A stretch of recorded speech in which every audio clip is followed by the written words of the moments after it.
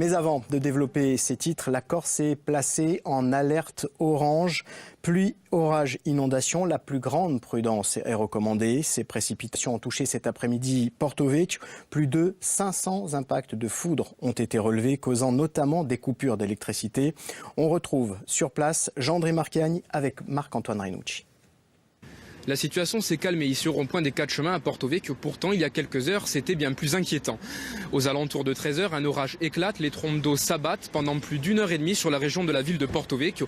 Les conséquences forcément ont été immédiates. Tous les ateliers sportifs ont été annulés, les routes ont été barrées, plusieurs quartiers ont été inondés et 82 000 foyers ont été privés d'électricité pendant plus d'une demi-heure. La mairie de Porto Vecchio, de son côté, a directement ouvert une cellule de crise.